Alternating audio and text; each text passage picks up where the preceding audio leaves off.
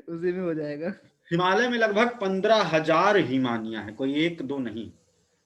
ठीक, बहुत बड़ा, biggest, the third pole, Tibetan plateau वाला रीजन जो कहलाता है। ठीक है, और लगभग 5 लाख वर्ग किलोमीटर, छोटा मोटा नहीं, ठीक है, 5 लाख वर्ग किलोमीटर का एरिया है, कवर करता है हिमालय, है ना, जिसमें 33,000 वर्ग किलोमीटर का एरिया हिमाच्छादित है, हिमानियों से ढका हुआ है। हिमालय में मतलब 5 लाख में 33,000 किलोमीटर, स्क्वायर किलोमीटर का एरिया है जो हिमानियों से ढका हुआ है, हिमाच्छादित।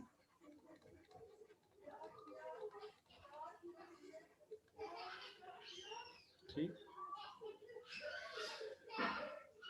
जहां से हिमानियों की लाइन शुरू होती है उसे कहते हैं स्नो लाइन, हिमरेखा।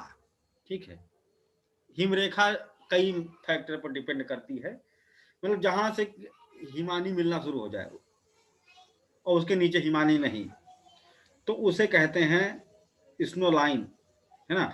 स्नो लाइन बहुत सारे फैक्टर्स पर डिपेंड करती है, जैसे लैटिट्यूड अगर हाई होगा तो स्नो लाइन नीचे होगी।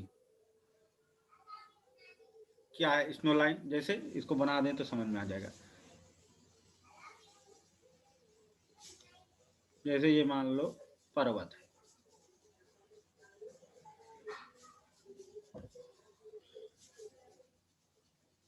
और ये एक ऊंचाई है जहां से हिमानियां मिलना शुरू हो जाती है। यही है स्नो लाइन,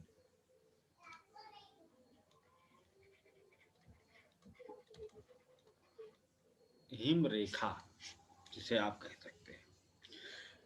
तो यहां से क्वेश्चन बनाया जाता है। ठीक है, ये 3 चीज पर डिपेंड करता है, हिम रेखा नीचे होगी कि ऊपर होगी, मतलब कि जो altitude of snow line depend on the 3 factors, latitude, ठीक है, अल्टीट्यूड या टोपोग्राफी जिसे कहते हैं, एंड अमाउंट ऑफ प्रेसिपिटेशन। 3 चीजें, अगर 3 ऑप्शन होते हैं तो तीनों ही ऑप्शन सही होंगे। अक्षांश, देशांतर नहीं, अक्षांश मान। दूसरा पर्वत की ऊंचाई, है ना।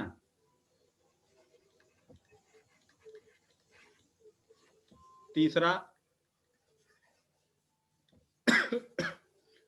वर्षा दर, वर्षा मान।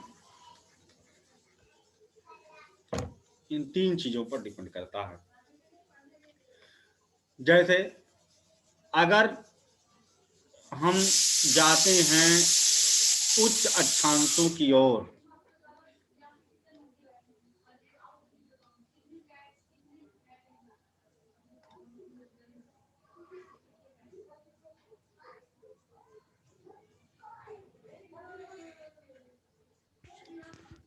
प्लीज सभी म्यूट कर लें जरा एक बार, थोड़ा हाँ, आवाज आ रही है। ये जो है, जैसे आप ऊपर के अक्षांशों पर जाते हैं तो सूर्य की किरणें कैसी पड़ती, तिरछी, तो ठंडक जल्दी ज्यादा पड़ेगी। तो जैसे जैसे हम विषुवत रेखा से ध्रुवों की ओर जाएंगे तो स्नो लाइन क्या होगी, नीचे की हिमरेखा तरफ की बढ़ेगी, ऊंचाई, है ना, बढ़ेगी। हिमरेखा की ऊंचाई ध्रुवों से, ऐसा क्वेश्चन सुनो, हिमरेखा की ऊंचाई ध्रुवों से विषुवत रेखा की ओर बढ़ने पर, ठीक है, ऑप्शन ए बढ़ती जाएगी, ऑप्शन बी घटती जाएगी, ठीक है, ऑप्शन सी कुछ कह नहीं सकते कि बढ़ेगी घटेगी, है ना, कुछ भी हो सकता है कहने का मतलब, है ना, ऑप्शन डी कोई परिवर्तन नहीं होगा। कोई परिवर्तन नहीं होगा।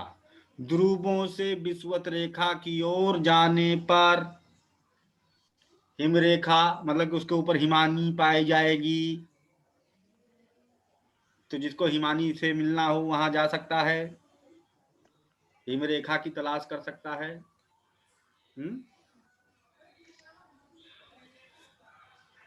ऑप्शन बी यानी कि घटेगा, घटती जाएगी। रितुल जी, सबका बी उत्तर आ रहा है, एक ही उत्तर सबने दिया है, इसका मतलब बहुमत से पास कर दिया जाना चाहिए क्या? नीचे बढ़ने पे हिमरेखा कम होगी। हिमरेखा की ऊंचाई घटती जाएगी, यानी ऑप्शन बी। जी ऑप्शन बी। जी सर। Yes sir. ऊंचाई पूछ रहे हो ना, ऊंचाई तो बढ़ती जाएगी सर। ऑप्शन बताओ, ऑप्शन बताओ। हाँ, option A. Option B sir. गलत है सबका। Option A. सबका गलत है। अभी इतना बताने के बाद पेपर नहीं सॉल्व कर पा रहे हो। सर विषुवत रेखा से ध्रुव की तरफ जाएगी या ध्रुव से विषुवत दो रेखा की बार तरफ? मैंने इसीलिए बोला, 2 बार मैंने इसीलिए बोला था। दूसरी बार फिर चिल्ला के बोला था मैंने बोला था ध्रुवों से विषुवत रेखा, और 2 बार बोला था ध्रुवों से विषुवत रेखा, है ना? की ओर जब जाएंगे बढ़ेगी सर, बढ़ेगी। तो बढ़ेगी वो सर। बिल्कुल बढ़ेगी। और जब हम विषुवत रेखा से ध्रुवों की ओर जाएंगे तो जल्दी हिमानी मिलना शुरू हो जाएगी, हिमरेखा नीचे होगी, है ना यार? ऐसे ध्रुवों टिक से मार दोगे गलत गलत। सर मुझे समझ में नहीं आया।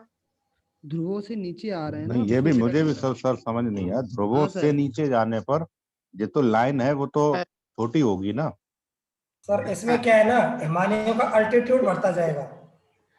हम कह रहे हैं, हम कहने का मतलब ये है, क्वेश्चन सीधी सी बात है। एक पहाड़ यहाँ है, ठीक है, एक पहाड़ यहाँ है, वही ऊंचाई, वही सब कुछ, सब चीजें हैं, यहाँ पर भी पहाड़ है। तो अब अगर विषुवत रेखा से, मतलब सॉरी, जो क्वेश्चन था वो यहां से इधर को जब जा रहे हैं, तो यही पूछ रहा था कि ये स्नो लाइन की ऊंचाई बढ़ती जाएगी या घटती जाएगी, है ना? बढ़ती जाएगी। बढ़ती जाएगी ऊंचाई। भाई जब विषुवत रेखा की तरफ जा रहे हो तो सूर्य की किरणें सीधी पड़ रही हैं, तो और ऊंचाई पर मिलेगी, वो नीचे नहीं मिलेगी, है ना? इसमें क्या डाउट की बात है, या और ऊपर हो जाएगी? नहीं सही आ गया सर। अब समझ गए सर। हम लोग अल्टीट्यूड बढ़ता जाएगा ना सर। इस लाइन को देख रहे थे हम लोग, जो तो आपने समझ गए आपकी बात। ठीक है।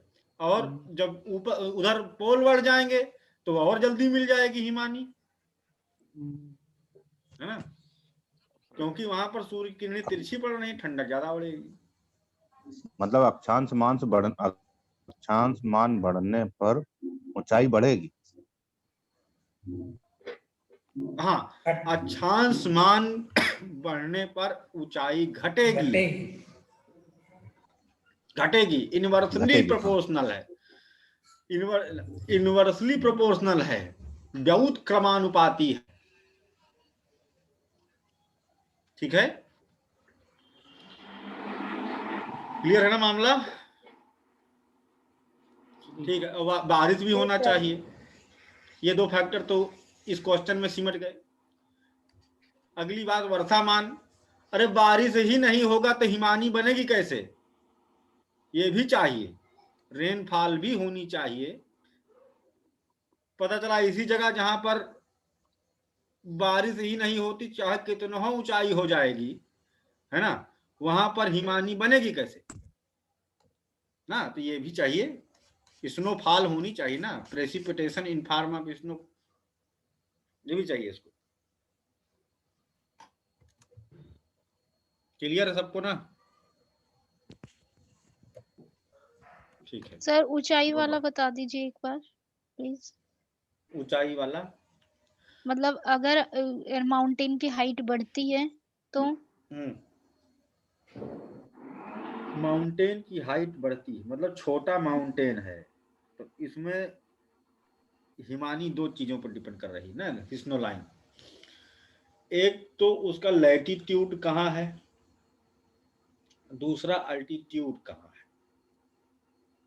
ज्यादा ऊंचाई ना होने की दशा में हिमानी नहीं बनेगी, लेकिन अगर ये अक्षांश मान ज्यादा है तो कम ऊंचाई होने पर भी हिमानी बन जाएगी। क्यों? Okay sir. क्योंकि स्नो लाइन डाउन चली जाएगी अक्षांश मान बढ़ने के साथ। ठीक है सर, जैसे ध्रुवों पर होता है। हाँ, ठीक है। यहां तक तो ऐसा हो जाता है कि स्नो लाइन सी लेवल तक पहुंच जाती है ध्रुवों की ओर, मतलब कि 0 अल्टीट्यूड पर स्नो लाइन मिल जाना। समझे? ऊंचाई नहीं है, जमीन में हिम की चादर पड़ी हुई है। समझे? ध्रुवों की ओर अक्षांश मान का ये प्रभाव, एक बढ़ा दूसरा घटा, ऐसे अपना मैनेज होकर के चलता है। अगर सर ये क्वेश्चन आता है कि पर्वतों की ऊंचाई का हिम रेखा पर क्या प्रभाव पड़ता है? हाँ, नहीं ये तो लिखने के लिए आएगा, है ना? जी। ये लिखने के लिए आएगा, और इसमें है कि पर्वत की ऊंचाई इतनी होनी चाहिए कि ये ओरोग्राफिक इफेक्ट पैदा कर सके। ठीक है, ओरोग्राफिक इफेक्ट मतलब कि उच्चावचीय प्रभाव। मानसून। जी। उच्चावचीय प्रभाव, मानसून नहीं। ओरोग्राफिक इफेक्ट मतलब कि इतनी ऊंचाई है कि जब हवा ऊपर उठी तो तापमान घटता जाता है, तो कम से कम इतनी ऊंचाई हो कि जब ढाल पर चढ़ने लगे तो तापमान इतना डाउन चला जाए कि कंडेंसेशन हो जाए और बारिश होने लगे। ठीक है, और ऊंचाई होने पर क्या होगा कि वो स्नोफॉल के रूप में होगी, है ना? तो ये वो रीजन होगा जहां पर हिम चादर देखने को मिलेगी, इस साइड में। जबकि दूसरी साइड में हिम की चादर नहीं देखने को मिलेगी, क्योंकि उधर वो नीचे को जा रहा है, तो एक तरफ ग्लेशिएटेड रीजन होगा, है ना? यानी कि यहाँ पर स्नो लाइन तिरछी होगी, वक्राकार, ऐसे।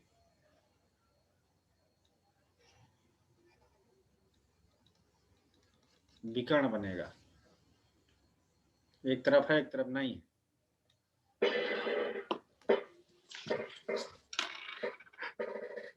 ठीक,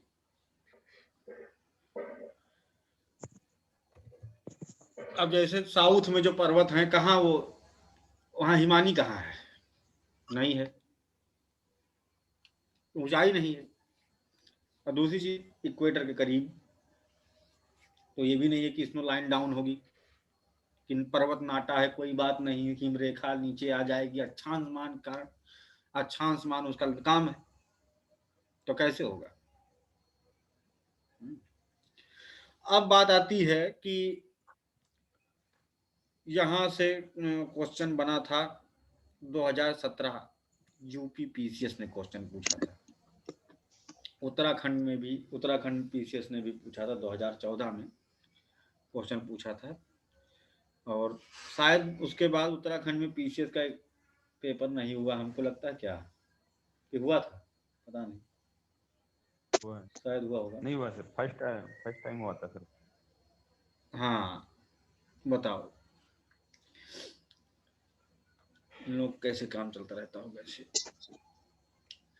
तो काराकोरम रेंज की हिमानियां, जैसे कि ट्रांस हिमालय में अगर हम जाकर के देखते हैं, है ना, यानी परि हिमालय की जो प्रमुख हिमानियां हैं उनको हम लोग देख लेते हैं। 15,000 हिमानियां, लेकिन हमें वो थोड़ी सब पढ़नी है, हमें केवल वही पढ़ना है जो कि पेपर में फंस जाए, बस फर्जी का नोट्स नहीं बनाना है बिल्कुल। तो फिल्टर करके पढ़ना है, कहने का मतलब। जो मैक्सिमम डेवलपमेंट देखने को मिलता है ग्लेशियर्स का, वो काराकोरम रेंज में देखने को मिलता है। पीछे पढ़ चुके हैं हम लोग काराकोरम, है ना। तो उसमें सबसे ज्यादा हिमानियां देखने को मिलती है, एकदम northern most part of the Himalaya. और सबसे बड़े बड़े हिमानियां जो हैं वो यहीं पर, जो इसका सदर्न स्लोप है उस पर सबसे ज्यादा हिमानियां है। अब देखो सदर्न स्लोप पर हिमानी ज्यादा है, नॉर्दर्न स्लोप पर हिमानी कम है। वो भी बताया ना हमने कर्वेचर क्यों होता है। इधर से मानसून है, इधर हवा आ रही, ऊपर उठी, बारिश कराई, है ना, और दूसरी साइड में अपोजिट साइड में रेन शेडो इफेक्ट देखने को मिल रहा है, वृष्टि छाया प्रभाव देखने को मिल रहा है। तो जो सबसे बड़ा यहाँ पर हिमानी है ना, यही पूछा गया था निम्नलिखित में से सबसे बड़ी हिमानी कौन सी है। लगभग 75 किलोमीटर लंबी, है ना, सियाचिन, कौन नहीं जानता इसके बारे में। यहाँ पर हमारे जवान तैनात रहते हैं। मोदी जी भी गए थे। सियाचिन ग्लेशियर ये कहाँ है? नुब्रा वैली, काराकोरम, नुब्रा घाटी।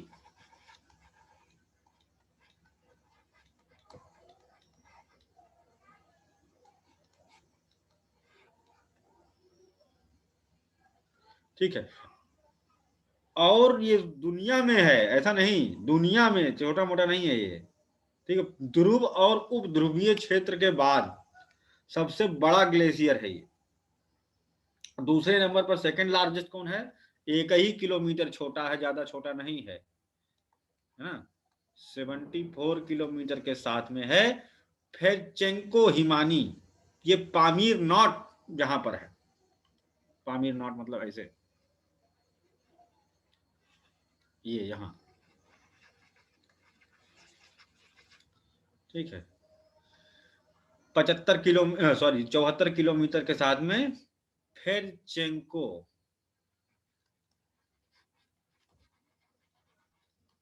सीधे भी पूछा गया है कि 21 मिलान करो पर्वत के हिसाब से। फेडचेंको हिमानी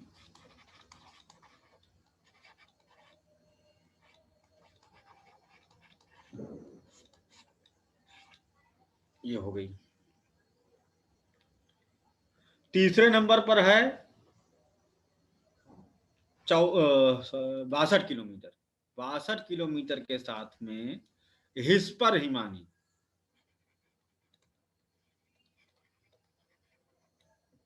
ठीक है, हिस्पर हिमानी ये हुंजा गिलगित रीजन में, इसी के जस्ट साउथ वेस्ट में है यहाँ।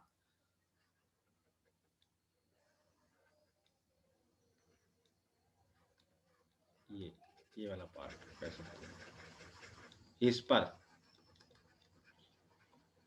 हुंजा गिलगित रीजन और हुंजा नदी, ठीक है, हुंजा नदी यहां से आती निकलती, जो कि सिंधु नदी की सहायक नदी है, ट्रिब्यूटरी ऑफ इंडस रिवर। उसके बाद ऊपर कोई ग्लेशियर नहीं इंपॉर्टेंट, ये 3 याद कर लो यहां पर। अगली जो हिमानियां इंपॉर्टेंट है वो पीर पांजाल की हिमानी इंपॉर्टेंट है। पीर पांजाल कौन से हिमालय का पार्ट है? ये सर विश्व में पहली, दूसरी, तीसरी पोजीशन है या केवल भारत में है? नहीं, भारत में पहला दूसरा ये इसका है, ठीक है, ये पहले नंबर लघु पर। हिमालय का। सर लघु हिमालय का है।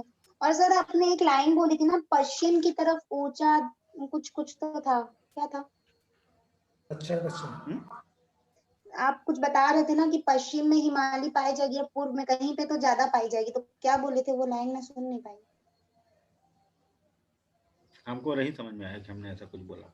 ठीक है सर, आप मैं देख लूंगी बाद में। लोकेशन नहीं, बताई थी, चिंको से साउथ वेस्ट में है हिस्पर की। अच्छा हाँ, ये चीज है, ठीक है। ओके। पहले वाले के साउथ वेस्ट में, दक्षिण पश्चिम में ये वाला हिस्पर है फेडचेंको के, ठीक है।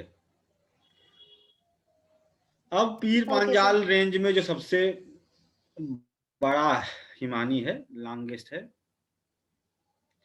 वो है सोनापानी ग्लेशियर, इंपॉर्टेंट है। सोनापानी ये पूछा गया है कि कहाँ है ना। चंद्रा घाटी है, चंद्रा वैली,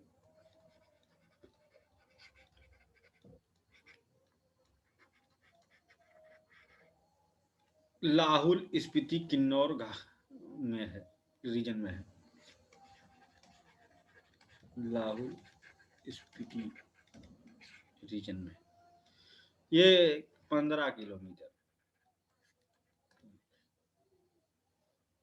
उसके बाद इंपॉर्टेंट है उत्तराखंड की जो हिमानी है,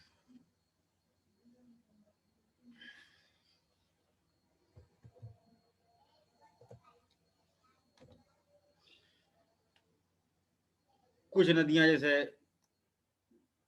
इंपॉर्टेंट रिवर्स जो इंडिया की हैं यहाँ से निकलती हैं। चौखंबा पहाड़ी है जहां पर गंगोत्री हिमानी, यमुनोत्री हिमानी है ना, कुछ महत्वपूर्ण हैं जैसे कि गंगा नदी का उद्भव होता है। बहुत ही important point Chaukhamba hill range, Kumaon Garhwal हिमानिया अगर हम बात करें तो, ठीक है, जिसमें सबसे बड़ा है यहाँ पर गंगोत्री हिमानी। ये इस तरह से आप इसको समझिए। और यहाँ से क्वेश्चन बहुत पूछा जाता है, मैं अभी बता दे रहा हूँ, बाद में फिर बताऊंगा। पंचप्रयाग का कॉन्सेप्ट कई बार पेपर में रिपीट हो करके पेपर में क्वेश्चन पूछा गया है ना, कि कौन सा प्रयाग कहाँ पर है। पहला, दूसरा, तीसरा, चौथा, पांचवा भी पूछा गया है। किन नदियों के संगम पर है, कौन सी लेफ्ट से आके जुड़ती है, कौन सी राइट से आके जुड़ती है, कौन सी हिमानी से निकलती है, ठीक है। चौखंबा हिल रेंज में 4 पॉइंट देख लीजिए, बहुत ज्यादा महत्वपूर्ण है। पंचप्रयाग और पवित्र तीर्थ स्थल हैं। ये जितनी हिमानियां यहाँ पर हैं ये सब आध्यात्मिक महत्व वाली हैं, देवतावास करते हैं यहाँ तक कि गंगा यमुना को तो एक लिविंग आइडेंटिटी का दर्जा मिल गया है। वो इंसान, जीवित इंसान का दर्जा है, उनको मिला हुआ है, ठीक है, गंगा और यमुना नदियों को। तो पहली नदी कौन सी है दुनिया में, है ना, कौन बताएगा, जिसको लिविंग आइडेंटिटी मिली?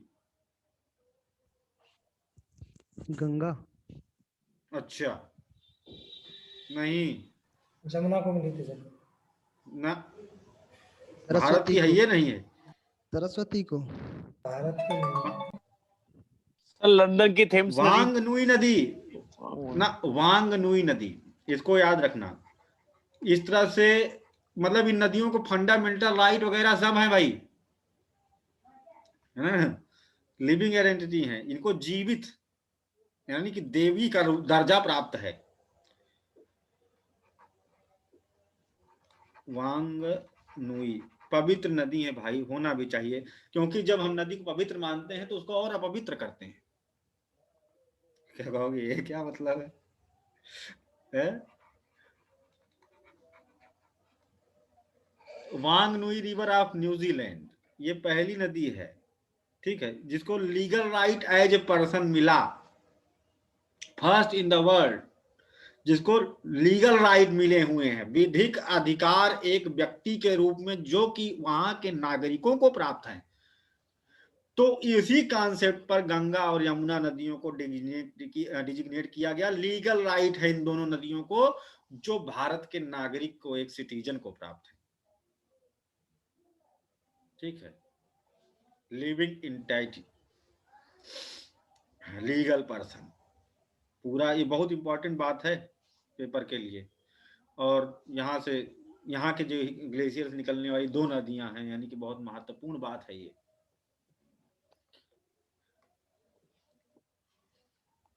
अब जो अभी हमने एक शब्द बोला था कि जब किसी को आध्यात्मिक महत्व तो देते हैं तो हम मतलब पवित्र मानते हैं, तो उसको हम बहुत अपवित्र करते हैं। इस कथन की व्याख्या कीजिए।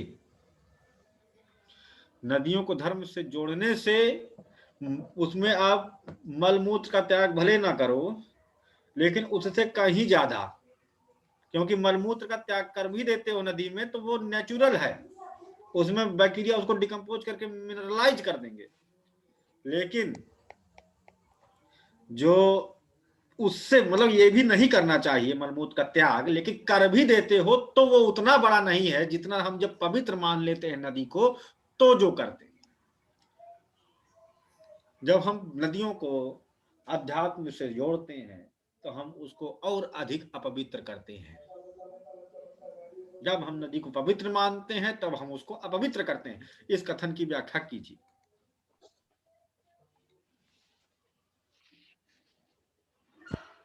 कोई भी बोले सर? सर कहते हैं कि हाँ बताओ बताओ सगुप्ता, वेरी गुड। चलो वही बता दें पहले। हाँ आपको बोलना है अभिषेक भैया तो आप बोल सकते हैं। नहीं आप बता दो, मैं बाद में बताता हूँ। ओके ठीक है। तो जैसे ही हम नदी को पवित्र मानते हैं उसको और भी ज्यादा अपवित्र कर देते हैं, क्योंकि क्या होता है कि जैसे ही हम नदी को पवित्र मानने लगते हैं तो हम उसमें बहुत सारा, जैसे कोई मर जाता है तो उसका वो जो राख वगैरह लेके जाते हैं ना, क्या बोलते हैं उसको? हाँ। अस्थियां। हाँ अस्थियां, यस, अस्थि अस्थियों का विसर्जन। जो विसर्जन करने जाते हैं, अस्थियां विसर्जन करने जाते हैं, तो उसमें इतनी सारी राख रहती है, बॉडी की जो हड्डियां रहती हैं जो गलती नहीं है, तो वो सारी चीजें हम नदियों में बहा देते हैं, तो वो कहीं ना कहीं उसका पार्ट हो जाती है। फिर हम इतने ही ज्यादा चूने वगैरह से, मिट्टी से बनी हुई जो मूर्तियां जिसको हम इतनी श्रद्धा के साथ उनकी पूजा करते हैं, उनके बाद उनका विसर्जन करते हैं, तो कहीं ना कहीं वो जाके पानी में जमता जाता है, जिससे वो पानी जो होता है वो गंदा होते जाता है, दूषित होते जाता है। फिर उसके बाद कई बार हम वहां पे दिए जलाते हैं, तो दिए कई बार उस पर ऊपर तैरते जरूर है, स्वास्तिक बनाया जाता है दियों से, लेकिन कहीं ना कहीं कुछ दियों का तेल उसमें जाता है, तो वो एक एक दिया करके ही, वो बोलते हैं ना बूंद बूंद से सागर भरता है, तो वैसे ही थोड़े थोड़े दियों का तेल जाके नदी में मिलता जाता है, और तेल को नदी से निकालना वो बहुत ही एक कष्टदायक वर्क हो जाता है, और नदी उसको साफ भी नहीं कर पाती, जिससे फिर ऊपर में चिकनाही तेल की परत आ जाती है, जैसे वो बॉम्बे में हुआ भी है। और भी बहुत सारी चीजें होती है, फूल मालाएं, जो चाहे दरगाह हो मंदिर हो, बहुत सारी फूल जो होती है मालाएं हम उस पर चढ़ाते हैं, चढ़ाते टाइम हम बहुत श्रद्धा से चढ़ाते हैं, लेकिन कहीं ना कहीं जब उसकी सफाई होती है तो उसको ला के हम उसको पानी में डाल देते हैं, और ये बोलते हैं कि अरे पवित्र नदी है, यहाँ पर जाएगा तो वो पवित्र हो जाएगा। तो बट कहीं ना कहीं वो सारी चीज जो है, उसकी जो गंदगी है, वो सब कुछ जाके क्या हो रहा है, वहां पे इकट्ठा हो रहा है, वहां पे अवसाद के रूप में जमा हो रहा है, वहां पर गंदगी पड़ रही है, कहीं ना कहीं वो कीचड़ बन रहा है, उससे फिर जो सारी चीजें जा रही है वो नदी में जा रही है। हम क्या करते हैं, खुद को, अपने आप को शुद्ध करने में नदी में जाके डूब जाते हैं, तो भाई हमारा शरीर तो शुद्ध मान लेते हैं, बट कहीं ना कहीं जो हमारी बॉडी के जो भी गंदगी है हम उसमें जाके डिस्ट्रॉय कर दे रहे हैं, तो ये सारी चीज हो जाती है सर। और कोई नहीं आ रहा। बहुत बढ़िया, एक्सीलेंट आंसर दिया है, इनकी ताली हो जानी चाहिए। Very good Sagupta. इसमें एक चीज छूट गई सर। हाँ हाँ हाँ डेड बॉडीज को भी बहा देते हैं उसमें। बताई थी कि जो है अर्जली लाश है ना, होता हाँ, क्या है पहले कि से किनारे, हाँ किनारे लाश जलाने जाते हैं और उसको अर्जली लाश, वो तो चले जाते हैं परिवार वाले जलती छोड़ करके, कहाँ कितने किसके पास इतना टाइम होता है कि बैठ के 6 घंटा लाश को देखेगा। तो दूसरा घाट खाली करने के लिए जो पंडा लोग होते हैं उसको ढकेल देते हैं उसी पानी में, अर्जली लाश, और वो सड़ती है, बहती है, जाती है उसी में, है ना। और क्यों जाते हैं वहां जलाने की, अरे गंगा माई के सामने इनको जो है जब जलाएंगे तो ये तर जाएंगे, है ना। हाँ सर, ये वाला कॉन्सेप्ट मेरे को भी समझ तर नहीं आता जाएंगे।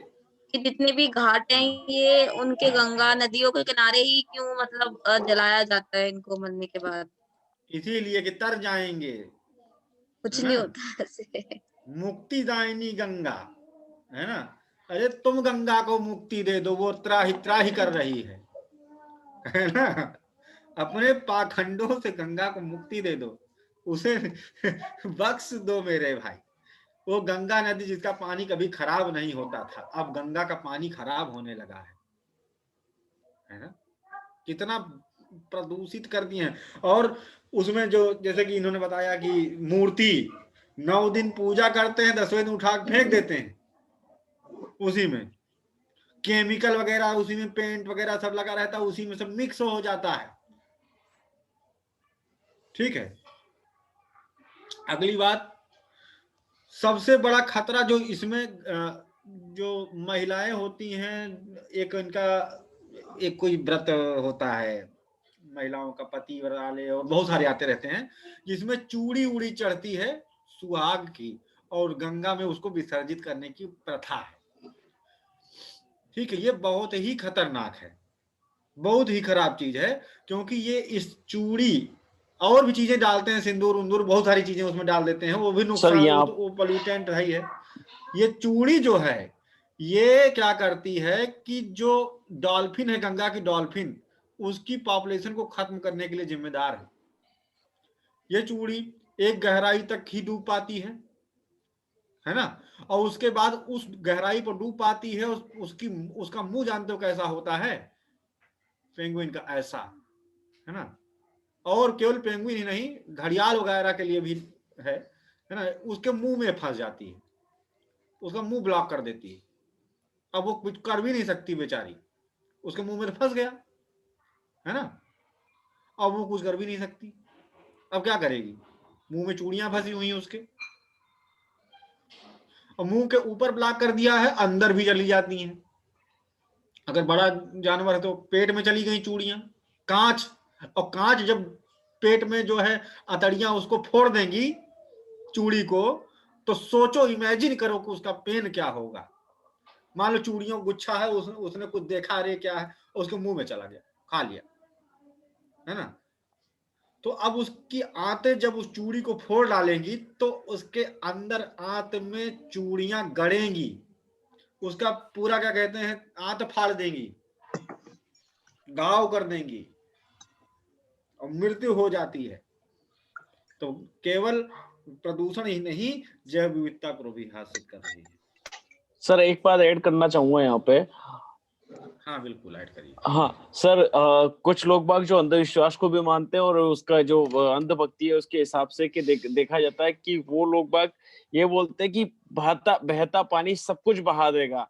तो वो बहुत सारी चीजें प्रदूषण दूषित युक्त जो होती है, कि जैसे थैली हो गई, थैलियां हो गई है, जो मालाएं हो गई, उन मालाओं को आजकल पहले तो फिर भी धागा दूसरा वाला आता था, सूती आता था, आजकल वो चाइनीज मांझे से भी मालाएं बनाई जाती है, तो वो भी जा करके वो हाँ हाँ भी हाँ बिल्कुल, राइट राइट राइट, हाँ उसको बहुत भी खतरनाक उसी हो, में डाल सही देते कहा। हैं, उसको भी उसी हाँ में डाल देते हैं, और बोल देते हैं कि हाँ भाई, कि यार ये तो श्रद्धा है, गंगा मैया है, गंगा मैया सबको बहा देगी सारे, ये चला जाएगा, और वो जाते जाते उसी में रह जाता है, वो आगे नहीं जाता है, वो जो फूल वूल वगैरह हाँ वगैरह तो कहीं ना कहीं झाड़ों में अटक के उसी गंगा मैया में रह जाता है वो। तो ये भी एक तरीके से एक दूषण का कारण है, दूषित का। राइट, सही कहा, बहुत बढ़िया, इन्होंने भी बहुत अच्छी बात बताया, है ना। तो ये कुल मिला करके इसका पूरा आंसर एक निकल करके अभी हम लोग को आया। ठीक है, अब यहाँ पर जो हम बहुत महत्वपूर्ण बात बताने जा रहे हैं, इसको एकदम याद रखना, पीसीएस में क्वेश्चन पूछ सकता है, ऐसा मेरा 50% दिल कह रहा है अभी इस वाली बात से।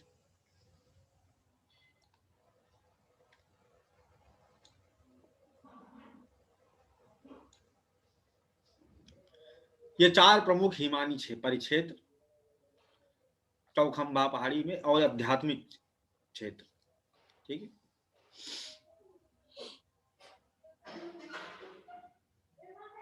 यमुनोत्री,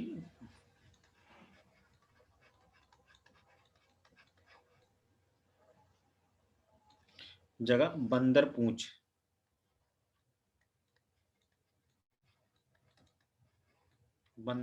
में गंगोत्री हिमानी,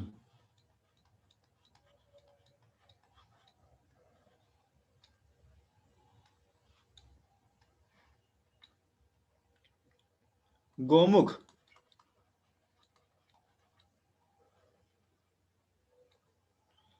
मंदाकिनी सरोवर,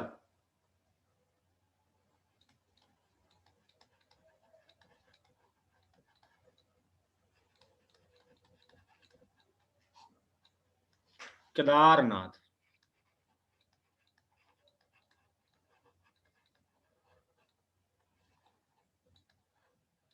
आपदा आपदा आती रहती है भाई, हाँ बड़ा। और हाँ, अलकनंदा निकलती है यहाँ से, क्या नाम था इसका, सतोपंथ। सतोपंथ हिमानी, बद्रीनाथ।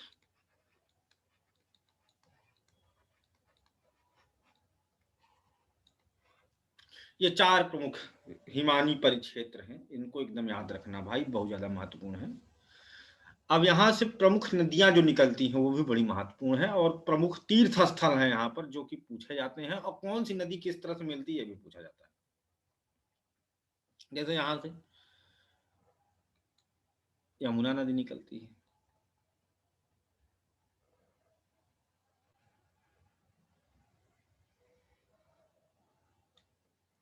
यहाँ से गंगा नदी निकलती है, गंगा नहीं निकलती है, गंगोत्रित गंगा नहीं निकलती,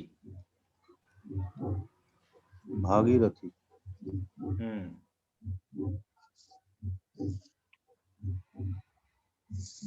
सर ये यमुनोत्री से कौन सी निकाले थे?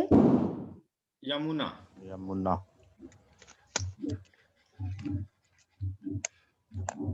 ये है भागीरथी।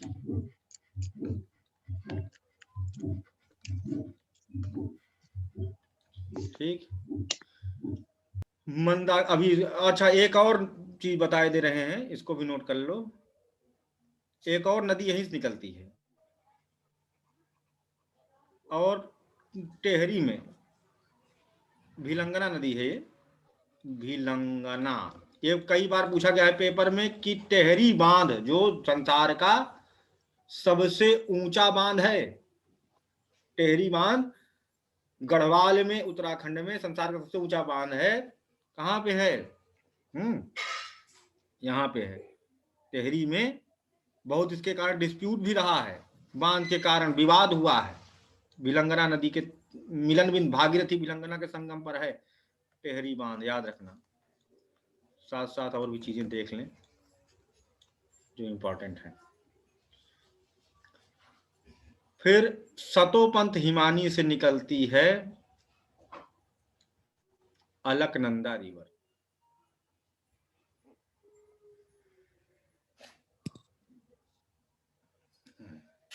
अब दाया बाया भी इसमें काम बहुत है। अच्छा, यहाँ पर शंकराचार्य का मठ भी है, ज्योतिर्मठ।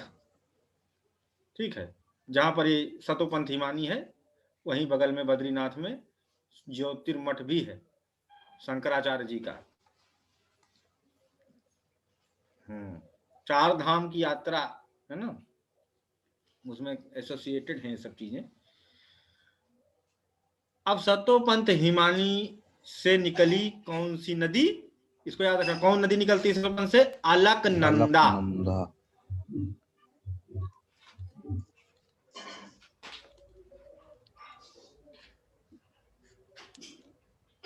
ठीक है, उसके बाद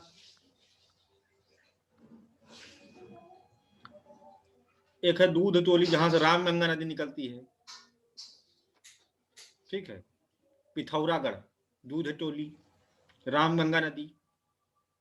ठीक है, और रामगंगा नदी के तट पर कौन सा पार्क है? जिम कॉर्बेट राष्ट्रीय उद्यान है। वो अलग, वो कम इम्पोर्टेंट बात है, तो इतना बार हो चुका है कि सबको पता है, बहुत बार पूछा गया है। लेकिन रामगंगा बेस्ट, रामगंगा बेस्ट पे है। 2 रामगंगा है, रामगंगा ईस्ट, रामगंगा वेस्ट। रामगंगा बेस्ट पर है जिम कॉर्बेट। अब इससे आकर के बाएं से, मतलब नदी ऐसे चल रही है तो उधर ही को मुंह करके हाथ फैला खड़े हो जाओ, तो बाया दाया में कंफ्यूजन नहीं होगी कभी।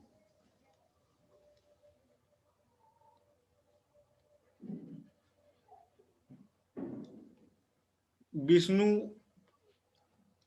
गंगा या धौली गंगा नदी आकर मिलती, धौली गंगा।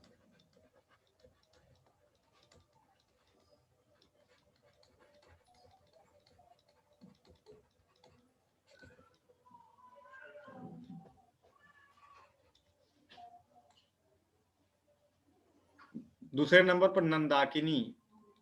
इनका सीक्वेंस भी याद रखना, सीक्वेंस तक पूछा गया है। नंदाकिनी, बाया दाया भी पूछा गया है। ये सब अभी कैसे आ रही, बाएं से आकर के मिल रही हैं अलकनंदा से, ये भी याद रखना।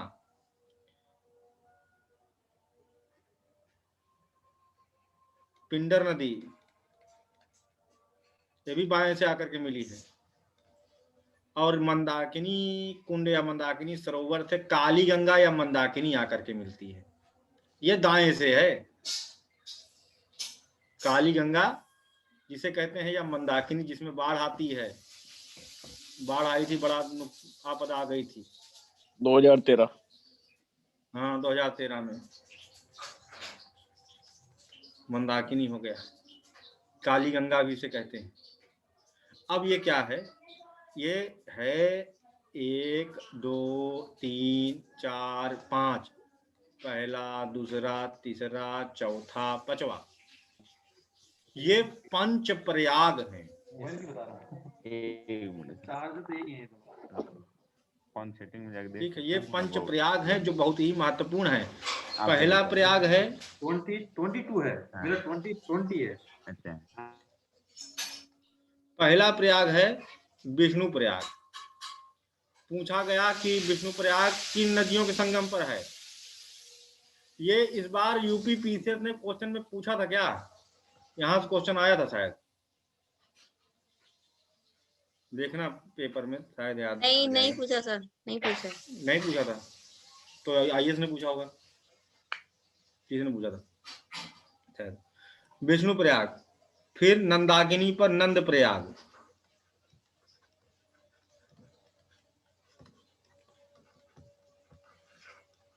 कर्ण प्रयाग। कौन कौन सी नदी के संगम पर, अलकनंदा और पिंडर।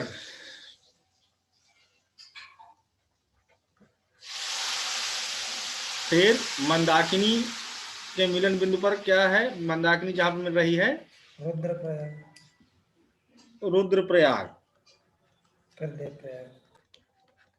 और फिर फाइनली सब नदियां जो मिल करके बन गई है अलकनंदा।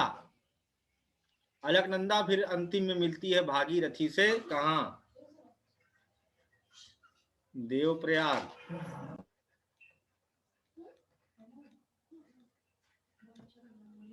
जहां से ये बन जाती है फिर गंगा। ठीक है, वहां दूध टोली से जो आ रही है रामगंगा, पहली सहायक नदी होती है बाएं हाथ की। रामगंगा, पश्चिमी रामगंगा, वेस्ट रामगंगा, दूध टोली हिमानी से। पिथौरागढ़, ये पहली था। तो ये देखो कितनी सारी महत्वपूर्ण हिमानियां, वहां से निकलने वाली नदियां, और ये है पंचप्रयाग। और ये यमुना नदी कहां पर जाकर मिलती है, इसको मैं जिससे पूछूंगा वो बताएगा।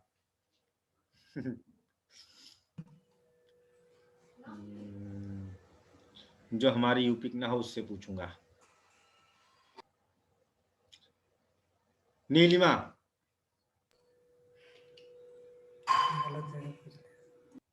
नीलिमा जी बताइए, ये यमुना नदी कहां पर मिलती है गंगा से। मोदी जी आपको देश से निकाल देंगे अगर आप इसका उत्तर नहीं दे पाएंगे तो।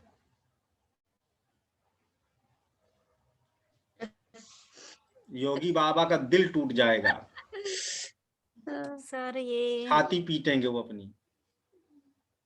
अब उन लोगों के भले के लिए तुम जो है जगत के कल्याण के लिए सर इसका बुंदेलखंड उत्तर में। दीजिए। बुंदेलखंड में, हाँ सर, कि रोहिलखंड में? बांगेरखंड। बांगेरखंड में, हाँ बघेलखंड में ना, यहीं बघेलखंड में ना। नहीं सर, बुंदेलखंड, बंगेलखंड और बुंदेलखंड के बीच में। बुंदेलखंड और बघेलखंड के बीच में जो गैप है वहां कॉर्नर, बघेलखंड के कॉर्नर में जहाँ पे कॉर्नर में बुंदेलखंड होता है। कुल मिला करके कोई ऐसी जगह है जो बघेलखंड के आस ही पास है क्या? किनारा है या बीच में है या फिर ऊपर एकदम टापू पे है लेकिन वहीं बुंदेलखंड है कि नहीं? लेकिन ये बताओ बुंदेलखंड भी हो सकता है। हाँ सर, बुंदेलखंड ही होगा। अभी तो बघेलखंड बता रही थी, अभी तो बघेलखंड बता रही थी। सर पक्का बुंदेलखंड है। बाबा गुस्सा, योगी बाबा तो गुस्सा हो गए आपसे, बहुत दुखी। सर आना ये नहीं, लास्ट यूपी सर यूपी मत आना। हाँ सर लास्ट में ये जो रिवर मिल रही है गंगा से, वो कौन सी वाली है? गंगा से लास्ट में नहीं मिल रही है, पहली सहायक नदी है गंगा की। हाँ ये मतलब सब तो वही भागीरथी की थी। हाँ गंगा जी तो अब वही। बनी है देवप्रयाग से। हाँ मतलब देवप्रयाग में जब गंगा बन जाती है उसके बाद कौन सी नदी है? क्या लिखे हैं आप सर? ये पश्चिमी रामगंगा, पश्चिमी रामगंगा। ये सब ड्रेनेज पैटर्न बाद में पढ़ाएंगे। अभी हम लोग हिमानियों और उससे निकलने वाली प्रमुख नदियों के बारे में जानकारी ले रहे हैं, है ना? जी सर। लेकिन हमारा तो दिल ही टूट गया सर प्रयागराज में इलाहाबाद। इलाहाबाद नहीं बोलना, नहीं बाबा जेल में डाल देंगे। सर प्रयागराज, प्रयागराज बोलना है।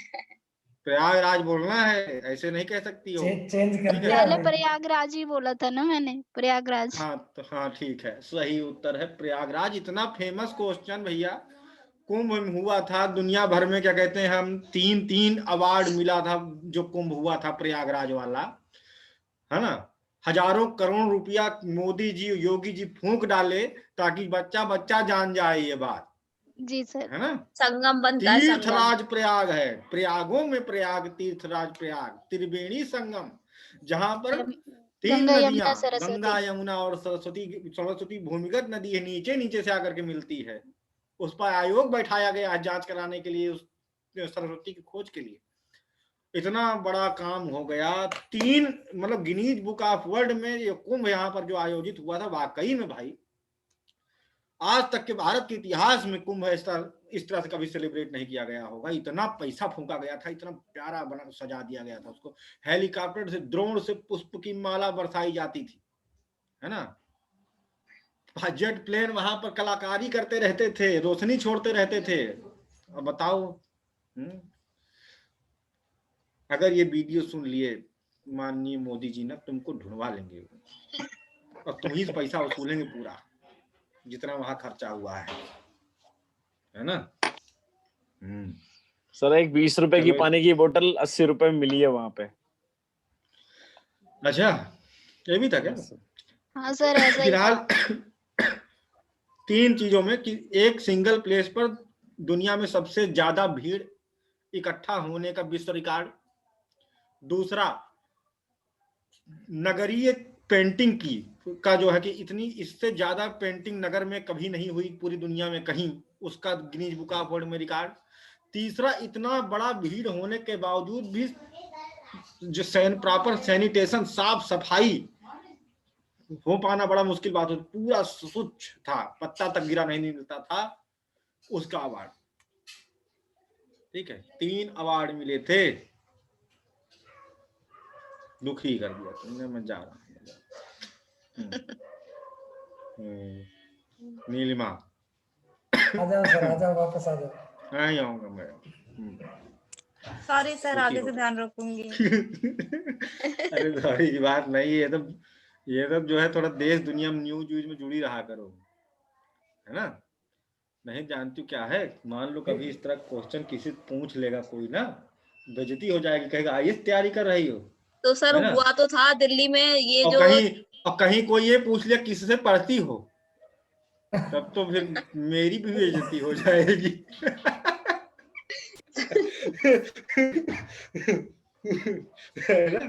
कम से कम अपनी नहीं तो मेरी इज्जत के लिए न्यूज पर ध्यान दिया करो। देश दुनिया में क्या चल रहा है इसको देखो, छोटी छोटी मगर मोटी बातें शक्तिमान की जो है देखती सुनती रहा करो। सभी जानते, पूरे देश में पागल भी जानता है इसका उत्तर। ठीक है, कोई बात नहीं, बड़े बड़े शहरों में छोटी छोटी बातें होती रहती हैं।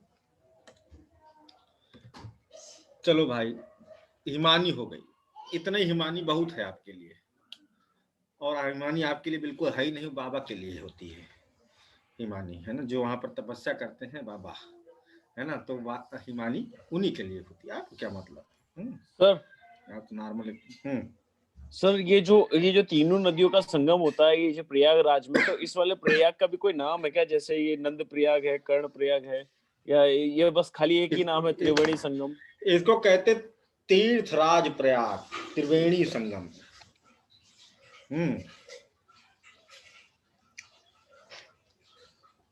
अगला भाई, अब हम पढ़ेंगे दर्रे, पासेस, हिमालय के दर्रे।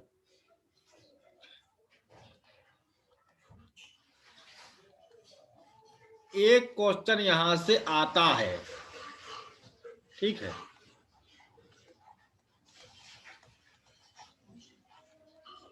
कि ये दर्रा कहां पे है, ये दर्रा किसको जोड़ देता है, मिलान करने के लिए दे दे, इस तरह से क्वेश्चन यहां से आते हैं। चलो भैया हिमालय के दर्रे पढ़ लेते हैं हम लोग, इसको हम दूसरी तरीके से पढ़ेंगे, स्टेप वाइज हम लोग पढ़ लेते हैं कि कौन मतलब जैसे जम्मू कश्मीर का हम पहले उठा लेते हैं,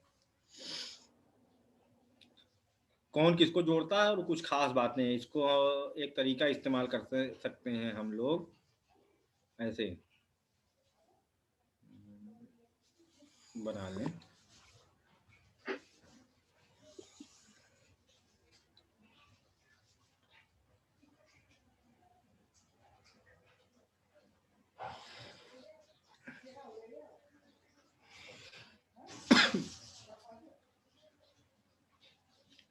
नेम, ठीक है, कनेक्ट, किसको कनेक्ट करता है, एंड रिमार्क, कुछ अगर विशेष बात है जो पेपर में पूछी जाती है तो वो, बाकी स्टेट के लिए ऊपर डाल दिया करेंगे, फिर उसके बाद जैसे कि जम्मू कश्मीर हो गया, फिर यहाँ हिमाचल लिख करके फिर ऐसे बना लें। सबसे पहले हम लोग पढ़ते हैं इसमें, ये वाला जो सेक्शन अभी पढ़ाने जा रहा हूँ बहुत ज्यादा इंपॉर्टेंट है, इसको ध्यान में रखना। मिंटक दर्रा,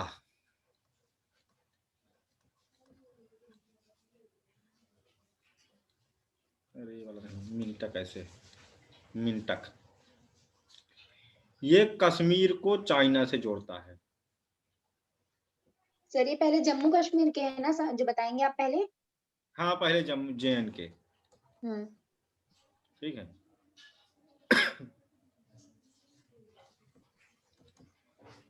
जोड़ता है, ये ट्राई जंक्शन है।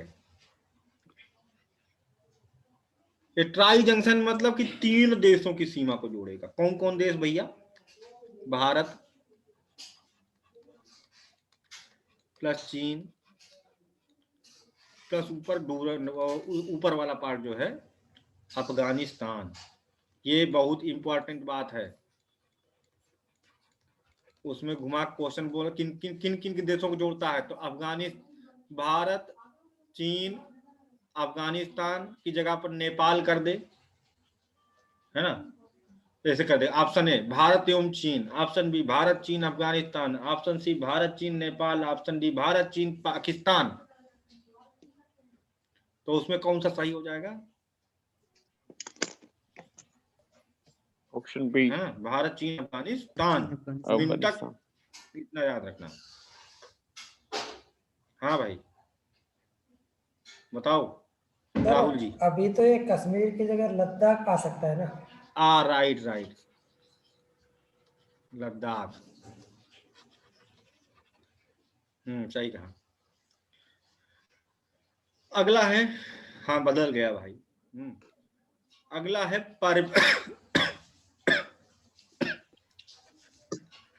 परपिक दर्रा। देखो हमारे साथ हमारी बातों को एकदम दिमाग में ध्यान से सुनोगे तो ये अपने आप याद हो जाएगा, इतना जान लो। पर एक बार दर्रा क्या होता है ये एक्सप्लेन कर दीजिए। दर्रा बताएंगे अजय, बताओ भाई। Yes sir. दर्रा जानते हो क्या होता है? आइडिया नहीं है सर, सब भूल गया हूँ शायद मैं, कल छुट्टी पे था तो तो इस वजह रजनीश से। जी बता देंगे, फिर कोई दिक्कत नहीं, रजनीश जी बता देंगे, नहीं तो विनोद बता देंगे, कोई ना कोई बताएगा भी। हाँ बताओ रजनीश भाई। कल आपने बहुत बढ़िया लिखा था, मेहनत से।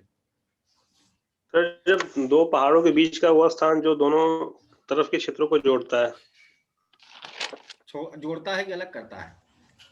नहीं मतलब दोनों तरफ के क्षेत्रों को जोड़ता है आवागमन के लिए। क्षेत्रों को जोड़ता है, राइट, बहुत बढ़िया, है ना। गैप है, इससे होकर के गुजरा जा सकता है, आवागमन के तौर पर इसको इस्तेमाल कर सकते हो। पहाड़ों में समझ लो दरार, पहाड़ों में। सर ये फैन फोल्डिंग का रिजल्ट हो सकता है ना? फैन फोल्डिंग से होता है, नदियों के द्वारा उसको चौड़ा करके काट पीट करके और बड़ा कर दिया जाता है ना। बाकी फोल्डिंग का परिणाम तो होता ही है, पूरा क्रैक पड़ जाना पर्वत में, प्लेट टेक्टोनिक एक्टिविटीज से, प्लेट विवर्तनिक हलचलों से। परपिक ये जो है ये भी वही है, लद्दाख को चाइना से सेम। ये मिंटक दर्रे के पूरब में है, मिंटक के ईस्ट ऑफ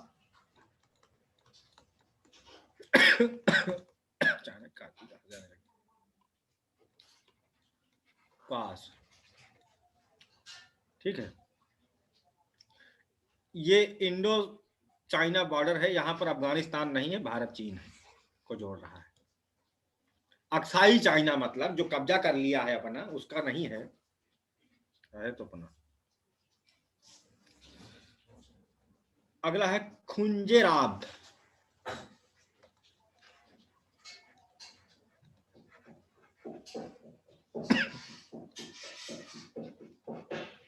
अच्छा, हिमालय का सबसे पश्चिमी दर्रा कौन सा है? हम बताए थे परसों क्लास जब भी हुई थी, दीफू बताए थे।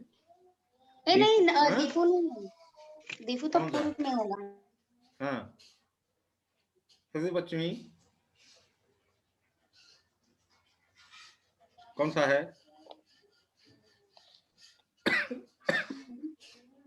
हाजीपीर। हाँ, कुछ हाजीपीर। हाजीपीर, हाँ हाजीपीर, पाकिस्तान जी। राइट, हाजीपीर दर्रा, सही।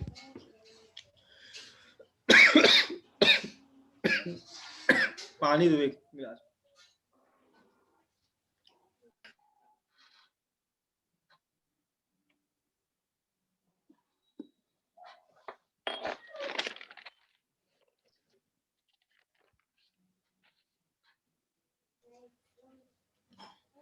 खुंजेराब ये जो है कश्मीर को चाइना से जोड़ता है। कश्मीर लद्दाख होगा सर, चाइना से अगर है तो। हाँ लद्दाख है, लद्दाख, कश्मीर नहीं, लद्दाख, हर जगह लद्दाख लगा लो, क्योंकि चाइना के साथ जोड़ रहा है लद्दाख, ठीक है। अगला है अगहिल। ये बहुत इंपॉर्टेंट है, अगहिल। यहाँ पर बड़ा बवाल चल रहा है, ठीक है।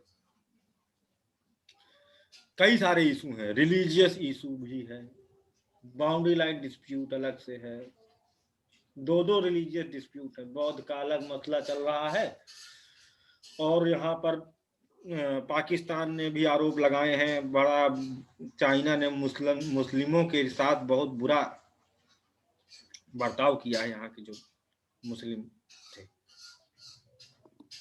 क्या बोलते हैं उनको, रितुल जी, वो है क्या पुनीत, पता है क्या हिंदू में? नहीं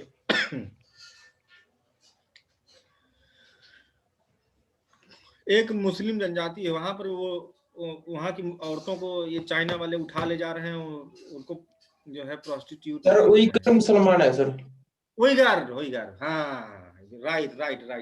विनोद मैंने बताया ना। Yes sir. बिल्कुल उइगर मुसलमानों के साथ बड़ी जाती हो रही भाई, है ना।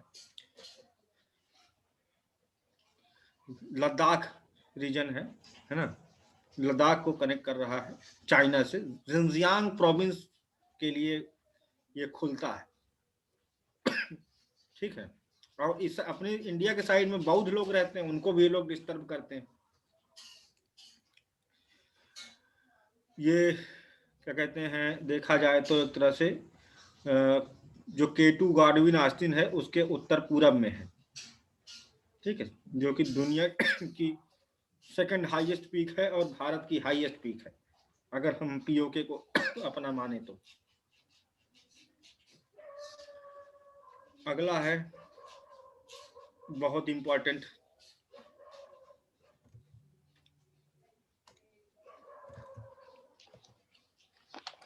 बनिहाल।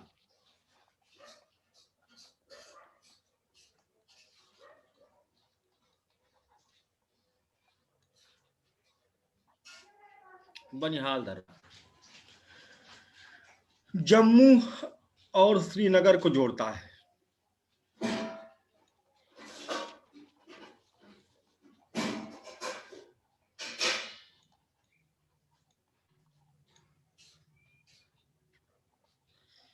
ठंडी में पूरा बंद रहता है, और यहाँ से क्या कहते हैं, एक बहुत महत्वपूर्ण टनल जाती है जिसको मोदी जी ने बहुत उससे रुआब के साथ में उसका उद्घाटन किया था, बनवाया था, हालांकि कांग्रेस के शासनकाल में बनी थी। अटल सुरंग, जैसी गद्दी अटल अटल सुरंग, हाँ, जिसका पहले नाम क्या था? पहले तो बनी थी ये 1956 में, तब इसका नाम क्या था? जवाहर टनल। हाँ, जवाहर टनल जवाहर टनल, बिल्कुल सही बात। ये बहुत इंपॉर्टेंट बात बता रहा हूं।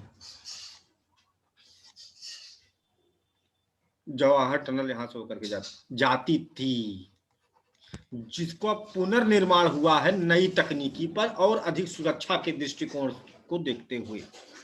जवाहर सुरंग, जिसका अभी क्या नाम है, क्या नाम अभी? अटल अटल अटल अटल सुरंग, 19 सितंबर।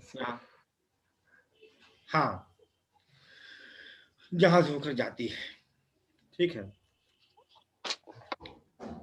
ये रेलवे लिंक जो है बनिहाल को काजीगुंड से जोड़ती है। एक 11 किलोमीटर की जो टनल है, रेल होकर के जाती है ना, और ये बनिहाल को काजीगुंड से जोड़ती है। जो ट्रेन है किसको किसको जोड़ती है?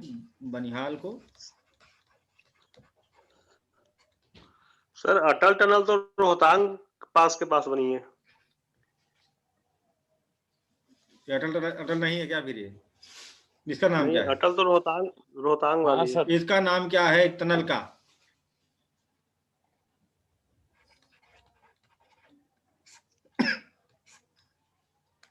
इस टनल का नाम बताओ जल्दी से।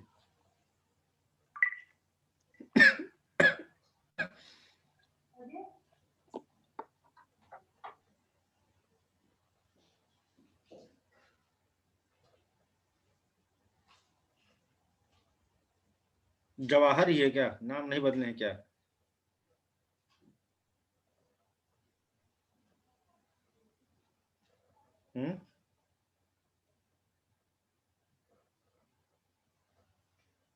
श्यामा प्रसाद मुखर्जी टनल कर दिए हैं क्या? कुछ नाम तो बदला था।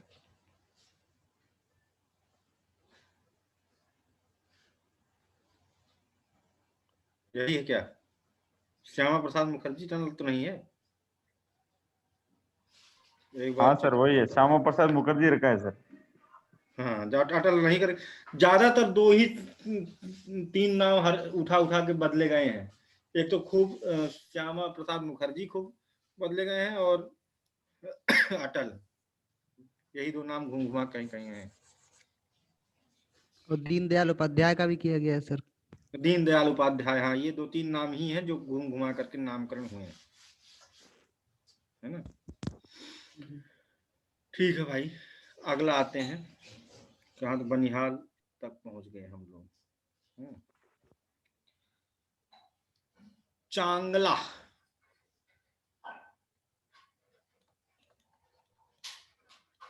ये सुनूंगा भी मैं कल, ठीक है, कल सुनूंगा सबसे, ऐसे नहीं काम चलेगा।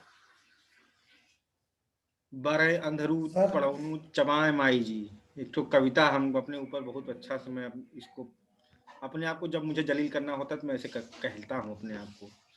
बड़े अंधरू पढ़ऊ चबाए माई जी, एक अंधा था, वो बैठ करके मनवा से रस्सी बिन रहा था, बरे जा रहा था, और एक जो है बछड़ा था, मतलब कि भैंस का, है ना, पांडु जिसे कहते हैं, वो बैठ के खाए जा रहा था।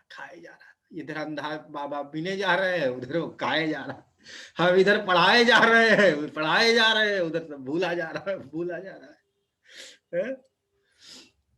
चांगला, ये लद्दाख को तिब्बत से जोड़ता है, यानी चाइना।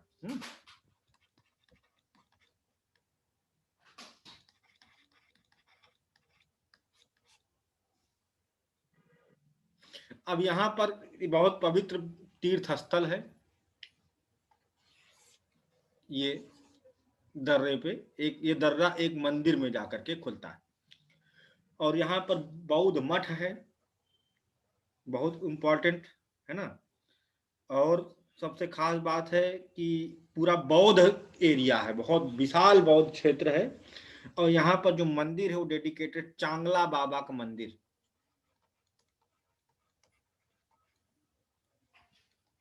चांगला बाबा का मंदिर है। और बगल में थोड़ी ही दूर पर यहाँ पर एक और बहुत विशेष चीज है, शाओलिन टेम्पल, दुनिया में मार्शल आर्ट का सबसे बड़ा केंद्र।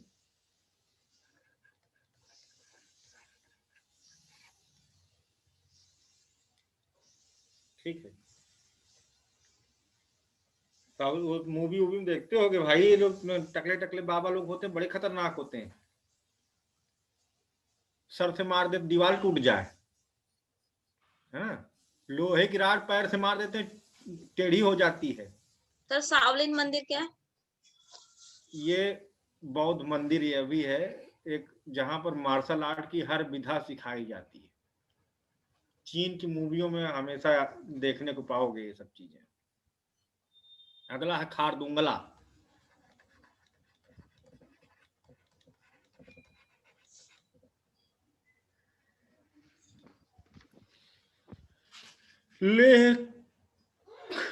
लेह को लद्दाख से जोड़ रहा है। सर एक क्वेश्चन पूछूं?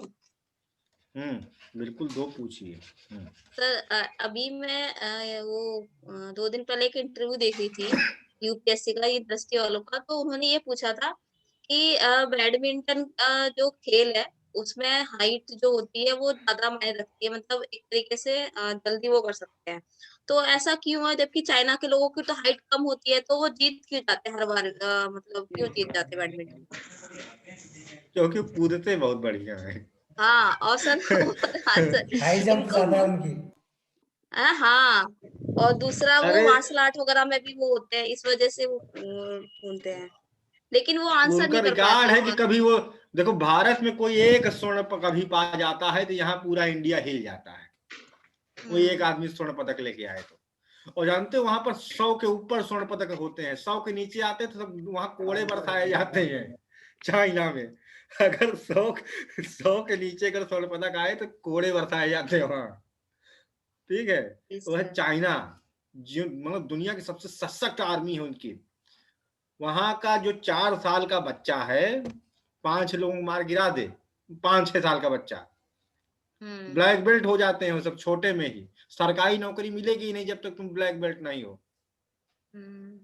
मार्शल आर्ट उनके रगों में बहता है, बहुत तगड़े होते हैं। जिसमें अगर देखा जाए एक तरह से जो सियाचिन हिमानी वगैरह वाला जो रीजन है, यहाँ पर इतना ठंडी के डरते हैं, मतलब मोटा सा पहन करके लबादा नीचे से ऊपर तक, नहीं तो खून जम जाए। वहां पर ये सब कपड़े उतार के बर्फ के साथ खेलते रहते हैं चाइना वाले। कपड़े उतार के उनको वही पाले ही गए हैं उसी पर्पज से वो लोग वहाँ। सर उनका बात ही अलग है। इसमें बात करें ना सर, चलो उनके तो मार्शल आर्ट वगैरह होता है, लेकिन हमारे जो नॉर्थ ईस्ट के बंदे होते हैं ना, वो भी उनका भी सेम स्टेमिना होता है सर। पहाड़ी ना, नहीं, नॉर्थ ईस्ट के जो भी उतना होते नहीं हैं सर, लेकिन नहीं सर, उतना नहीं। रहता है सर आज भी। अगर उनका ना तो एज का पता चलता है कि ये आपको सामने 40 साल का बंदा भी खड़ा होगा तब भी आप कहोगे ये तो अभी फर्स्ट ईयर होगा या ग्रेजुएशन कर रहा होगा। नॉर्थ ईस्ट सिक्किम की साइड। हाँ, पूरा असम से स्टार्ट हो जाते हैं। पहाड़ी लोग होते हैं मजबूत है ना। यहाँ कोई पहाड़ी है? नहीं है। कोई है क्या पहाड़ी? बाबा जी है सर हमारे यहाँ बाबा के यहाँ ना, सर सुनिए तो, हमारे यहाँ बाबा का मकान है पास में, तो उनके यहाँ एक आते हैं, मतलब बहादुर बहादुर करके हम लोग बोलते हैं। जब हम मतलब छोटे थे, बहुत छोटे, तब से वो आ रहे हैं काम करने के लिए, और वो यहीं रहते हैं। उनकी एज बिल्कुल मालूम ही नहीं चलती। जो सर ने अभी भैया ने बताया बिल्कुल सही बता रहे हैं, कभी मालूम नहीं चलती, मतलब बिल्कुल एकदम वैसे ही है जैसे अभी पहले थे वैसे आज भी हैं। उन्होंने हमको खिलाया पहले है, भी समझ लीजिए।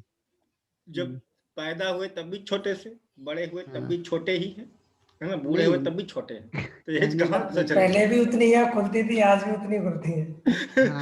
बचपन में जितनी आँख थी उतने ही है, बचपन में जितनी नाक थी अरे उतनी भाई, तो कहाँ से पता चले कि उम्र बढ़ती हुई? जितने बड़े थे उतने ही बड़े हैं, मतलब ये लगता है उनको, एज नहीं मालूम चलती उनकी। सही बात। रही बात सर स्पोर्ट्स की, तो स्पोर्ट्स में हर जगह हाइट मायना रखती है, लेकिन उनका क्या सर, उनमें स्टेमिना ज्यादा होता है। अपने जो हाइट का बंदा होता है वो स्टेमिना नहीं होता है। हमारा जो हाइट का बंदा होगा, चाहे आपने देखा होगा एक पाकिस्तान का बॉलर भी है, बहुत लंबा है सर, 7 फीट के, तो उससे फील्डिंग नहीं हो पाती। लेकिन हाइट वाला बंदा, अगर हाइट बंदे की है तो वो हर जगह स्पोर्ट्स में काम करेगा। राइट। लगभग सारे गेम ऐसे ही है जिसमें हाइट चाहिए होती है, लेकिन वो फिर फुर्ती नहीं है, जबकि उनकी हाइट नहीं है लेकिन बहुत फुर्ती है। आज बैडमिंटन देखते हैं तो नंबर 1 पे चलता है, जापान है, चाइना है। खारदुंगला, खारदुंगला में दुनिया की सबसे ऊंची, ठीक है, गमनीय, वाहन गमनीय सड़क है। मतलब दुनिया की सबसे ऊंची सड़क जहां पर कोई मोटर व्हीकल जा सकता है ना, वो सड़क यहाँ पर होकर के जाती है।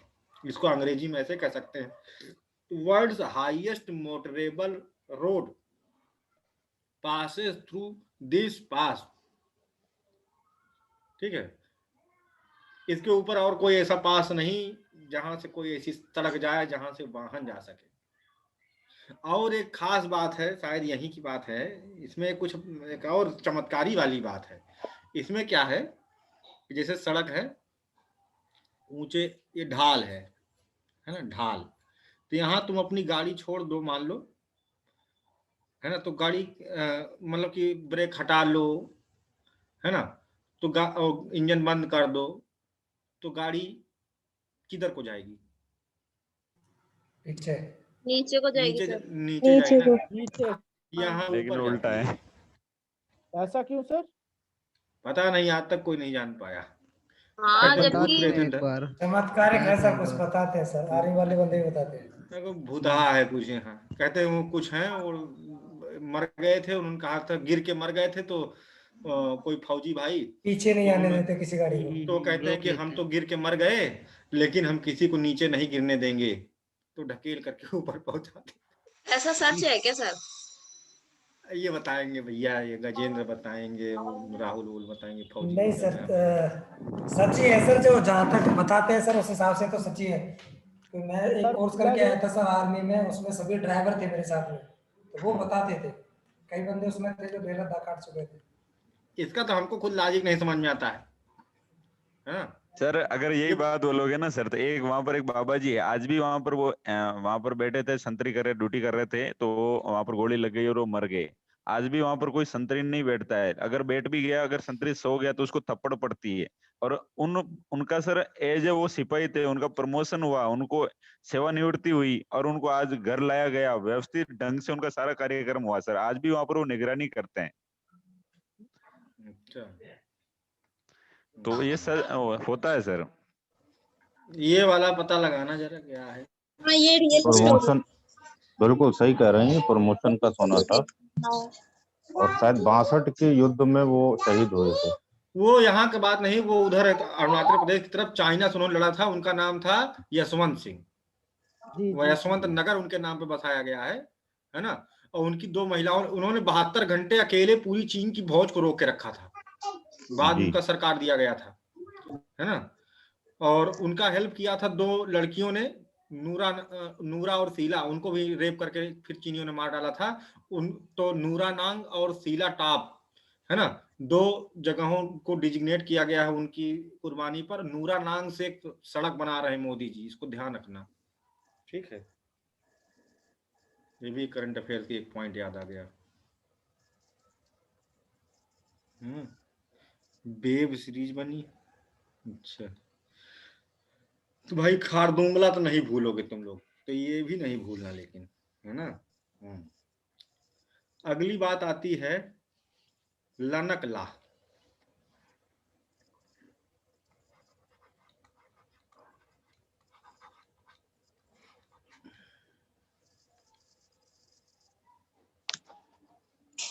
लनकला अक्साई चीन को जोड़ता है उधर लद्दाख से, है ना। भारत चीन कह सकते हो, जोड़ता है ना। लद्दाख को लहासा से जोड़ता है, अगर स्टेट की बात करेंगे तो लद्दाख को लहासा, तिब्बत, है ना, से जोड़ता है, जिनजियांग प्रांत लहासा, ठीक है। और अगला है, बहुत डर रहे हैं भाई यहाँ, पीर पांजाल।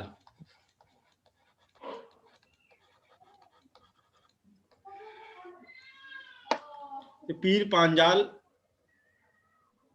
पहाड़ी में है। ये shortest and easiest metal road provide करता है जम्मू को कश्मीर घाटी से जोड़ते हुए, ठीक है। जम्मू को कश्मीर घाटी से जोड़ता है ये, है ना, और सबसे सुगम मार्ग प्रदान करता है, ठीक है। लेकिन इसको जो है बंद कर दिया गया है, क्योंकि लड़ाई भिड़ाई वाला मामला सब चलता रहता है ना उधर, डिस्प्यूट के कारण, विभाजन के बाद से ही ये रोड बंद है। अगला है करातांगला। जम्मू कश्मीर किसे जोड़ता है सर? ये जम्मू को कश्मीर घाटी जोड़ता है। करा तांगला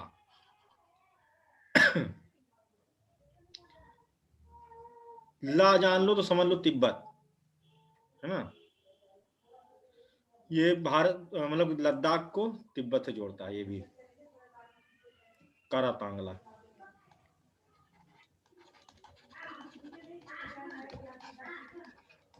तिब्बत या लहासा? हाँ लहासा, तिब्बत के पठार में लहासा।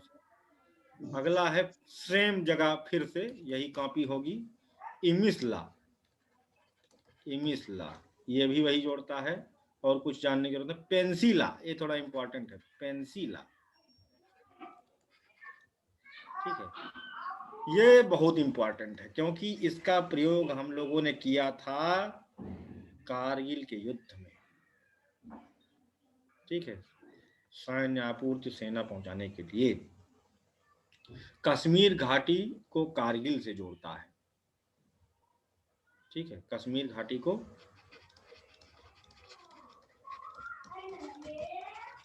कारगिल का युद्ध याद होगा ना।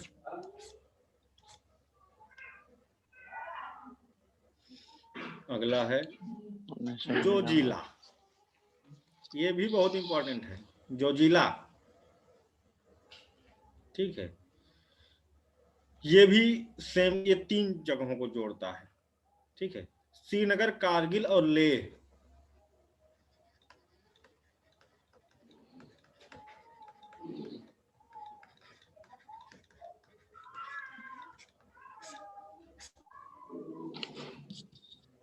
ठीक है, ये इतने दर्रे थे ठीक, कल हम लोग हिमाचल प्रदेश के बारे में पढ़ेंगे। एक कोड जो है तुम लोगों को हम बता दें, है ना, जिससे कि इधर के दर्रे आपको याद हो जाएं, जम्मू कश्मीर और लद्दाख वाले रीजन के दर्रे याद हो जाएं, है ना। उसके लिए कोड इसे आइडिया लगा लोगे कि हाँ ये है किस स्टेट में, कम से कम इतना तो पता चल जाएगा। मम्मी पापा, ठीक है, खंजर, मम्मी पापा खंजर, चेंज, खंजर change, pencil into photo of Lanka के पीर for the queen of Kashmir.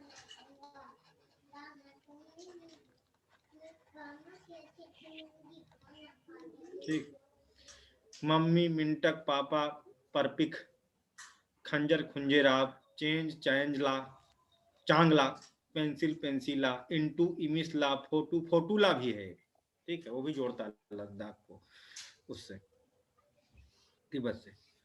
Fotula भी नोट कर लेना, फोटू फोटूला, लंका लानकला, ठीक है, के कारदुंगला, पीर पीर पंजाल, थे थांगला, क्वीन कारातांगला, और लास्ट में कश्मीर, मतलब कि ये वो उधर वाला सेक्शन का हो गया,